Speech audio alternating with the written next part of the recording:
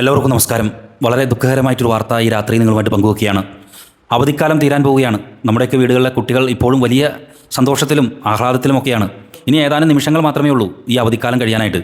School തുറന്ന് മഴയത്ത് കുടയും ചൂടി പഠനകാലത്തേക്ക് പോകാൻ കുറച്ച് ദിവസങ്ങൾ. അതുകൊണ്ട് തന്നെ ഈ അവധിക്കാലത്തിൻ്റെ വാലറ്റക്കാലം കുട്ടികൾ വലിയ ആഘോഷത്തിലാണ്.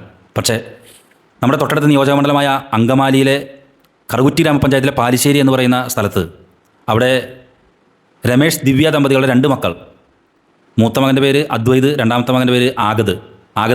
4ാം ക്ലാസ്സിൽ നിന്ന് 5ലേക്ക് ജയിച്ചിരിക്കുന്നു, 10 വയസ്സ്.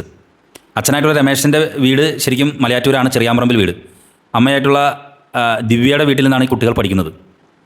എല്ലാവരെയും പോലെ തന്നെ വലിയ സന്തോഷത്തിലും ആഹ്ലാദത്തിലും ഈ അവധിക്കാലം ആഘോഷിച്ചുകൊണ്ടിരിക്കുന്നതിനിടയിൽ കൊച്ചു കൊച്ചു പിണക്കങ്ങളും കൊച്ചു കൊച്ചു പരിഭവങ്ങളും ഒക്കെ തന്നെ നമ്മുടെ വീട്ടിലെ കുട്ടികൾ തല്ലുപിടിക്കുമ്പോഴൊക്കെ ഉണ്ടാകുന്ന പോലെ തന്നെ അദ്വൈതും ആഗതും തമ്മിൽ ഇടയ്ക്കിടയ്ക്കൊക്കെ കൊച്ചു കൊച്ചു പിണക്കങ്ങളും ഒക്കെ പരിഭവങ്ങളൊക്കെ ഉണ്ടാവും. പക്ഷേ അങ്ങനെ ഇന്ന് വൈകുന്നേരമായപ്പോൾ അങ്ങനെ ഒരു ചെറിയൊരു പരിഭവം, ചെറിയൊരു പിണക്കം.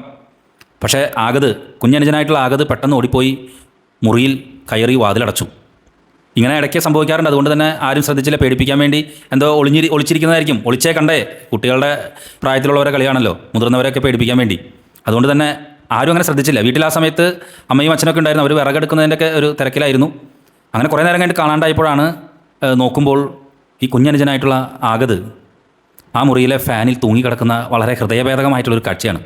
എങ്ങനെയാണ് ഈ കുട്ടി ഫാനിൽ തൂങ്ങിയതെന്ന് നമുക്ക് അവിടെ നാട്ടുകാരുമായിട്ടും വാർഡ് മെമ്പർ അനീഷുമായിട്ടൊക്കെ സംസാരിക്കാൻ സാധിച്ചപ്പോൾ അവർ പറയുന്നത് അവിടെ ഒരു മേശ കിടക്കുന്നുണ്ടായിരുന്നു, അതുമേ കയറിയിട്ടായിരിക്കാം. കൊച്ചുകുട്ടികളുടെ പരിഭവങ്ങളും പിണക്കങ്ങളും ഒക്കെ വലിയ ഗൗരവമുള്ളതായി മാതാപിതാക്കളെ എന്നേക്കുമായിട്ട് കരയിപ്പിക്കുന്ന ഒരു ലോകത്തേക്ക് കൊണ്ടുപോയിക്കൊണ്ട് ആഗതെന്ന് പറയുന്ന അവരുടെ പ്രിയപ്പെട്ട കുഞ്ഞുമോൻ ഈ ഭൂമിയിൽ നിന്ന് യാത്രയായിരിക്കുകയാണ്. എന്താണ് ഈ കുട്ടികൾ ചെയ്യുന്നതെന്ന് നമുക്ക് പറയാൻ സാധിക്കില്ല. കുട്ടികളുടെ തമാശകൾ അത് ഗൗരവമാർന്ന വലിയ നിത്യദുഃഖത്തിലേക്ക് ആ കുടുംബത്തെ തള്ളിവിട്ടിരിക്കുന്നു എന്നുള്ള വലിയ വിഷമകരമായിട്ടുള്ള സംഭവം.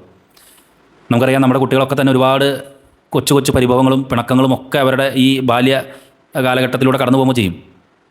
പക്ഷേ ഇത് ഒരിക്കലും ഇനി ഒരു പിണക്കം കൂടാൻ അദ്വൈതിനോട് അല്ലെങ്കിൽ അച്ഛനും അമ്മയോടൊക്കെ പിണക്കം കൂടാനോ ഒളിഞ്ഞിരിക്കാനോ ഇനി ആഗതെന്ന് പറയുന്ന ഈ 10 വയസ്സുകാരനില്ല. അവൻ ആ കുടുംബത്തിൽ നിന്ന് യാത്രയായിരിക്കുന്നു. വലിയ ഹൃദയവേദന നൽകുന്ന വാർത്തയാണ്. ഈ സംഭവത്തിന് ശേഷം കുട്ടിയെ ആശുപത്രിയിലേക്ക് കൊണ്ടുപോയി, അപ്പോളോ ആശുപത്രിയിലേക്കാണ് കൊണ്ടുപോയത്. പക്ഷേ അവിടെ എത്തുന്നേക്കാൾ മുൻപേ ഈ കുട്ടി മരണപ്പെട്ടിരുന്നു. അങ്കമാലി പോലീസ് എത്തി. ഇപ്പോൾ കുട്ടിയുടെ മൃതദേഹം അപ്പോളോ ഹോസ്പിറ്റലുണ്ട്.